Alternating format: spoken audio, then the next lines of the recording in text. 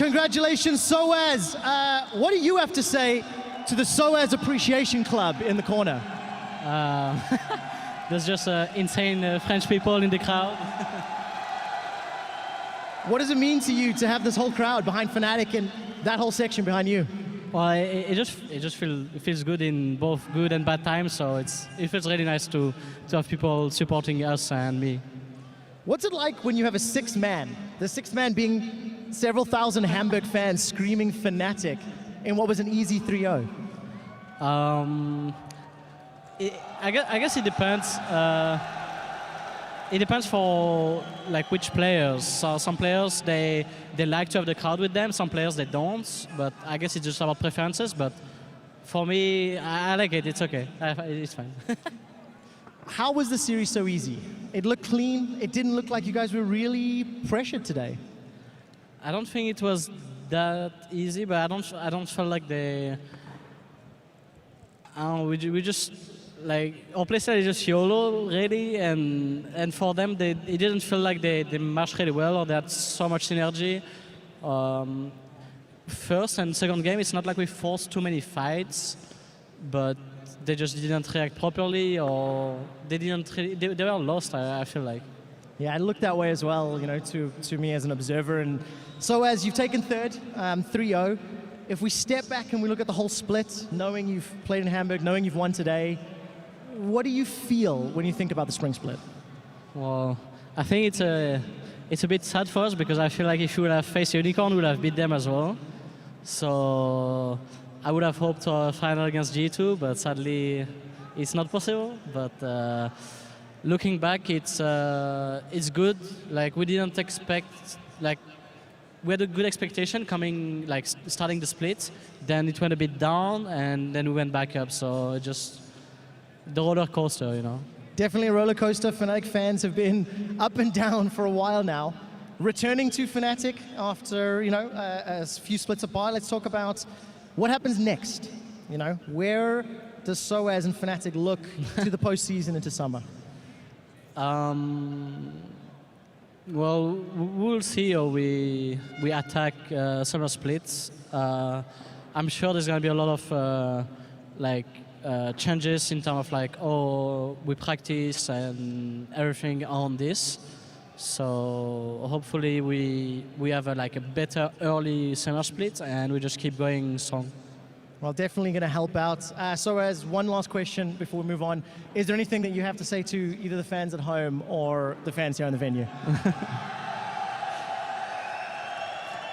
Mais, merci à tous les Français qui sont là dans le public et thanks to everyone for supporting us, me and Fnatic. Congratulations, well played, taking third place. That does it with me and Soaz. We're going to head over to the analyst desk and post-game lobby.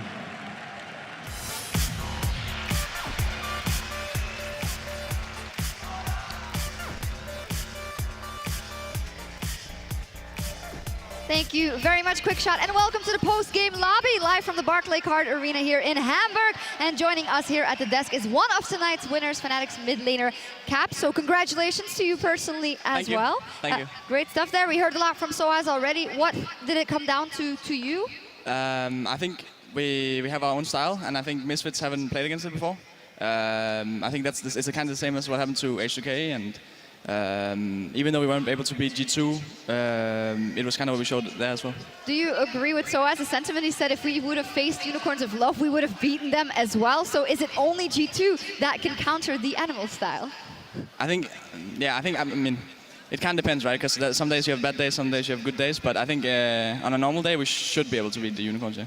All right, well, if we look back at the series as a whole, Fnatic just secured third place in the EU LCS Spring Split, a 3-0 sweep over Misfits. And as we look at the series holistically, Trashy, you had a lot of good things to say about Broxah for all 3 games. Yeah, I mean, he played fantastic all the games, and I feel like the first 2 games he was really carrying in the team fights with Ivern, with the Redemption, with the Locket, Shields, and really setting up his carries for success. Like we saw a guy like Reckless popping off in fights because he could survive. I know we don't like the yeah, we do. Popping off. He popped off. He was definitely popping off.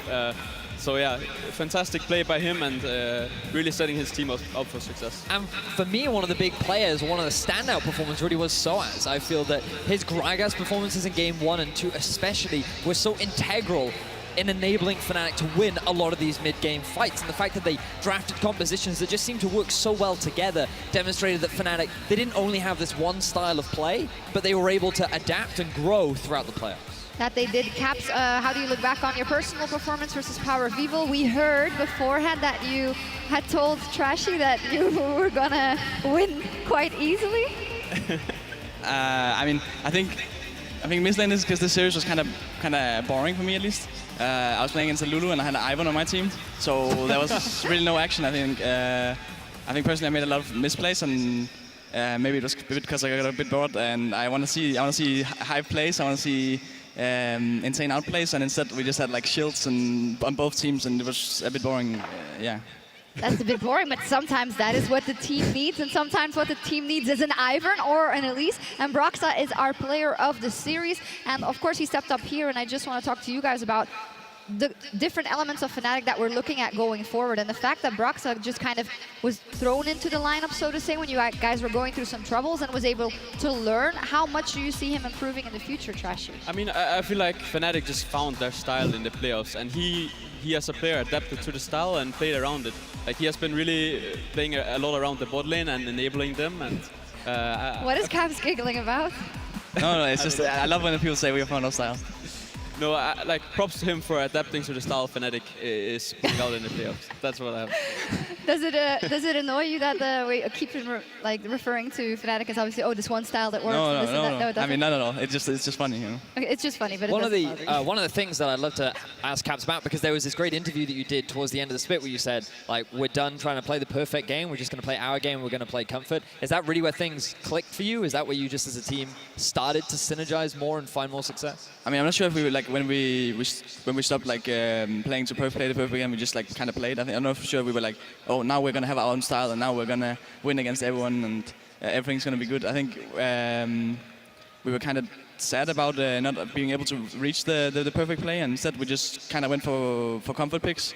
It turned out that it was really good, and then we just continue with it. Yeah, third place. We'll talk a bit more about your split in review in just a second, but for now, QuickShot is standing by with PowerOfEvil. Thank you very much, Sharks. Yes, I am joined by PowerOfEvil in front of this Hamburg crowd. First of all, I want to thank you for talking to us.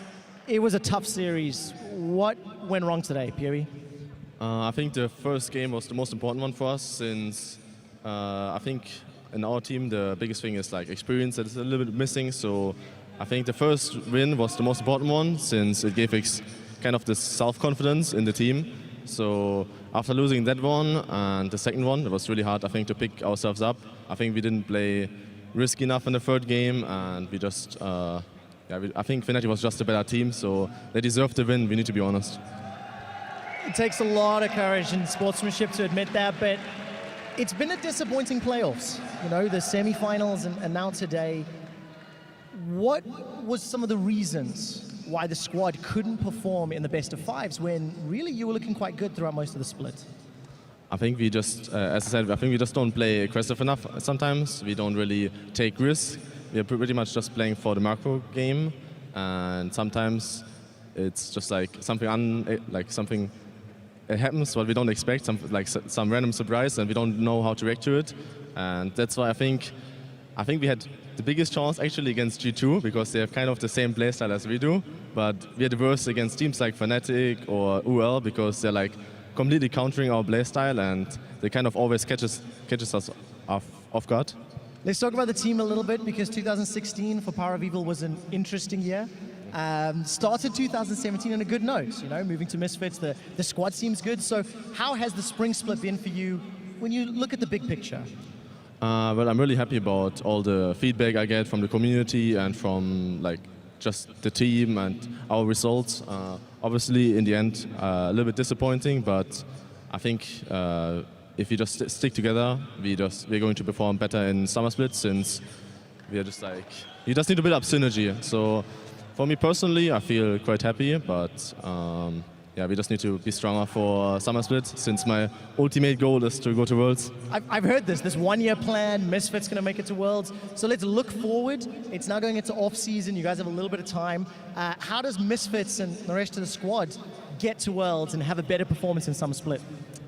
I think we need to just scrim more, practice more, try to take more risks, try to like learn more play styles, learn more, I guess, maybe deeper champion pools as well, so we can make better drafts. And I think it's just in general all the normal casual stuff. You make it sound so easy, just these all these different things. PowerOfEvil, thank you very much. You know, it is fourth. You still ended up placing here in Hamburg. One last question. Is there anything that you'd like to say to the local crowd, maybe in your mother tongue? Also, nochmal an alle Leute, die hier sind. Vielen, vielen Dank für den Support. Also, ich habe keine Worte. Das ist echt unglaublich. Also, schon das ganze Jahr kriege ich diesen Support von der deutschen Community und ich wollte mich echt nochmal bedanken an alle. Also, das ist echt unglaublich und vielen, vielen lieben Dank.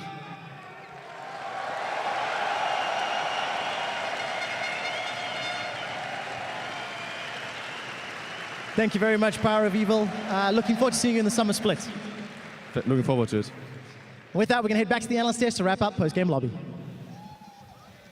Thank you very much, Trevor. PowerOfEvil there with a big thank you to the German community that have supported him for all of these years already as he's building up a fantastic career, PowerOfEvil, even in what wasn't the best playoffs for them. And I also think his voice was actually quite carrying, quite heavy for the arena. Maybe there's a future in analyzing and shoutcasting when it all dies down. I was impressed by that. I He think commanded the room. we should be impressed with PowerOfEvil's split. The fact that he was able to bounce back from his 2016 performance into what was an uprising Misfits. PowerOfEvil, as he rightly said, should be pleased with how things have gone so far. He should be. And speaking there about what they should improve on, he said, well, everything. Macro, risk-taking, drafting, scrimming more. So it seems pretty straightforward. I just want to point out, like, as a guy, you know, as a person, it looks like he really have grown a lot. Like I remember in the past when I was playing against him in the Challenger Series, maybe like 3 or 4 years ago, he was like a shy guy, not really very commanding guy. But now you can see he's a confident guy, and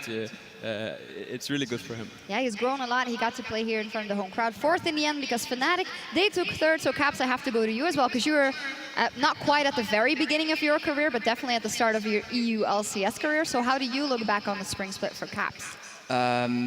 So, I mean, I don't want to say it was disappointing, but in a way it kind of was, because we weren't able to reach the goal we actually wanted with the long-term goal, and we weren't able to keep like the steady improvement. But instead we went to a different style, and I mean, it worked for now. I'm not sure what we're going to do after the split. I'm not sure if we're going to stay with this. I mean, yeah, we'll see. I mean, Soaz was subtly pointing out there that things would be changing in terms of maybe how the way that was practiced, and I can only imagine that the end of the split was probably tricky because you had Finlay stepping in who doesn't have particular coach experience, right? So that is definitely something you guys can build on. So what else are we looking towards for Fnatic? I mean, they have to be happy with a third place finish in the end. I'm looking forward to this guy, okay. Mr. Baby Faker over here. This guy, he came off the split getting 2 solo kills down onto Perks. Everyone was super impressed with his performance. And now with the split of experience under his belt, I can only imagine playing here in the arena must have been extremely valuable for you in terms of growing as an individual. Yeah, I think it's kind of weird because it almost feels better to play in an arena. You feel like there's less pressure actually.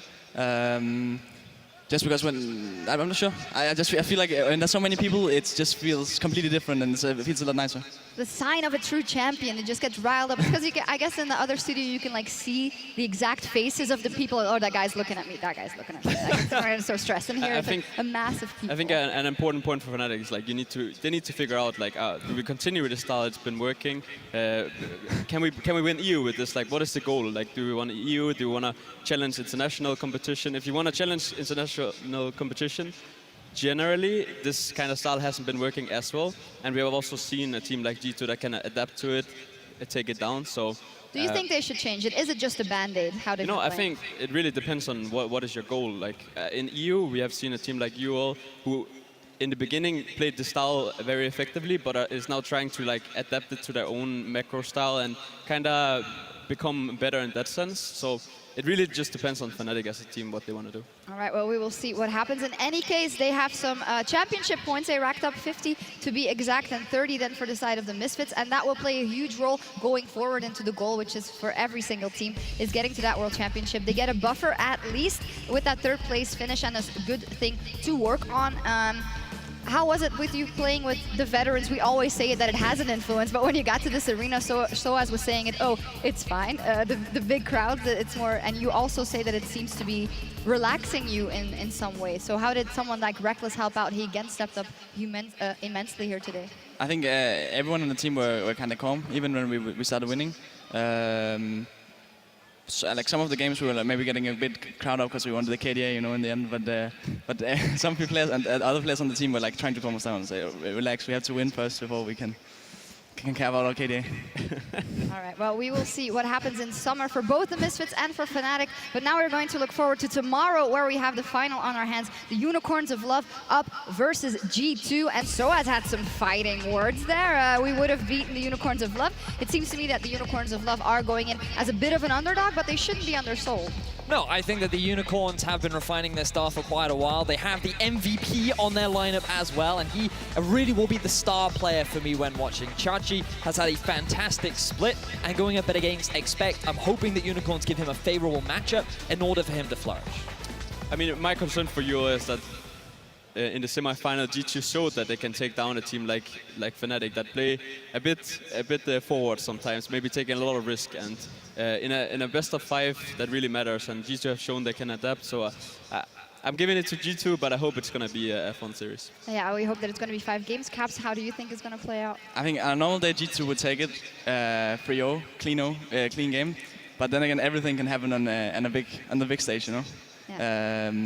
And we never know if Unicorns are gonna feel the crowd and go Super Saiyan. Oh, they will definitely have a lot of support as well, G2. How will Perks do up against the crowd favorite Exile? I think it's kind of the same as G2. I think Perks should be favored in the matchup, but you never know. Okay, it can go either way according to the panel. Well, not either way. You're definitely rooting for G2. And I'm rooting for G2. Not rooting. I just think that the Unicorns have a really good shot. I want to root for you all then. We're not rooting for anyone. We're perfectly unbiased. But we're just rooting for 5 games in Silver Scrapes. And we are also starting the party early tomorrow with a 30-minute pre-game show that is from 4:30 p.m. Central European Summer Time. Don't be late as we count down to the final fight. I'm excited for that. Thank you very much for joining us today. I'll see you guys tomorrow as well. And Caps, thank you for joining us and congrats. Thanks. All right, well, Caps can finally relax and, well, watch the final relax here from the arena tomorrow, as we will with all of you. And that will do from us here at the Barclaycard Arena in Hamburg. Thank you, dankeschön, and join us tomorrow for the final between G2 and the Unicorns of Love with a championship on the line. The stage is set for a great series. Have a good night. Tschüssi. Moin, moin.